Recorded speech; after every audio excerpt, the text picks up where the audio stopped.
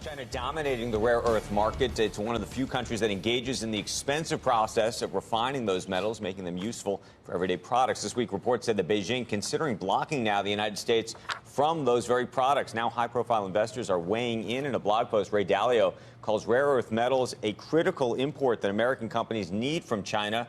There's only one rare earth mine in North America. It's called Mountain Pass. It accounts for roughly 1/10 of the world's rare earth mining. And right now, it is caught in the middle of this trade war, both in good and bad ways. We're going to talk about it right now. Jim Litinsky, he's the founder and CEO of JHL Capital Group, which is the controlling owner of that mine. So when you came and sat down, we said, is this a lucky moment for you? Yeah, I think so. I think it's a stroke of luck in the medium and long term, but in the short term, we have a lot a challenges, and we need to. And the challenge for you guys just being that while you mine here, you're exporting to China. Yes. So we bought the facility out of bankruptcy in 2017. At the time, it had 8 employees, and it was in care and maintenance. Over the last 2 years, we've been doing a ramp up in 2 stages. Over the last 2 years, we've hired 200 people, so we've created 200 American hardworking jobs. The first stage of the process, which is done, is that we're creating a rare earth concentrate. We ship 100% of that to China.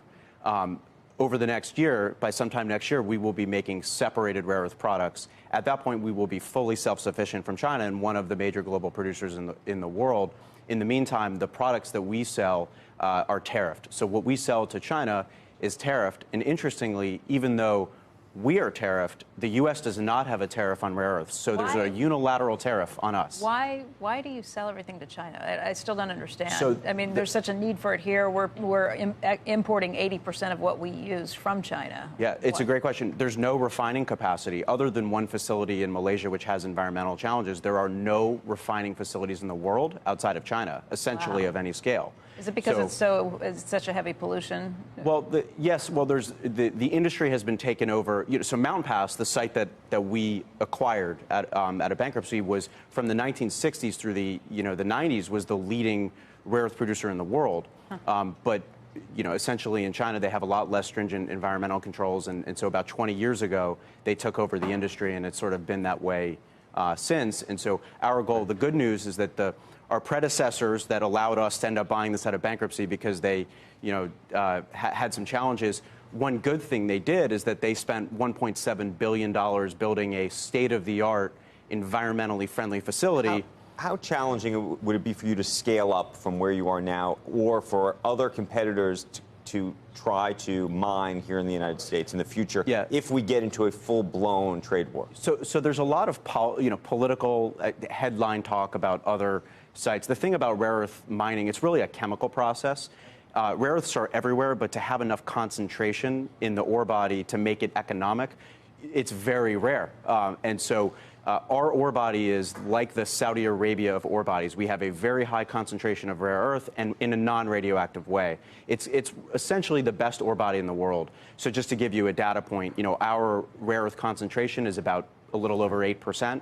These other ore bodies in the U.S. are sub 1%, so it's just uneconomic. But if you were in charge of policy for the United States when it comes to rare earth mining, and you wanted to set a strategy for the U.S. so that we could ever be independent of China, is that a complete impossibility? Well, we're doing it, and we're going to do it as a private market participant. And we're talking to the government and hoping that they'll help us, but we're not counting on it. We need to help create an industry domestically ourselves. But we're it. I mean, if we can't be economic, there is no hope for the U.S. industry.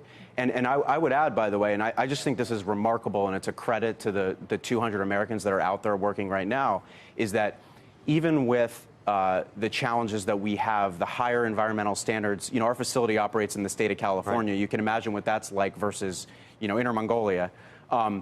But even with the environmental higher standards and the 25% tariff, we are slightly profitable today. So these aren't isotopes. These are we showed what they are. What's radioactive? Everything else that's around the rare earth elements? Yeah. So our ore body is not, but there are other ore bodies elsewhere in the world where other elements show up in the tailings. Not rare earth elements, not the ones you want, but radioactive ones that are correct. It just shows up in to have an ore body that doesn't have. Yeah, we're blessed with the best ore body in the world. Interesting. And so we've got that good fortune. And but the environmental problems are that it's like strip money. You have to take so much earth to get such a small amount that you devastate the area, or essentially in other places in the world, there's a lot of water and reagents, and in China, and very often a lot of acid that's used that's historically has been just dumped into lakes. All right, to get the 1%, you use acid. And we think this is a big deal, right? A lot of people who have their, we think it's a big deal.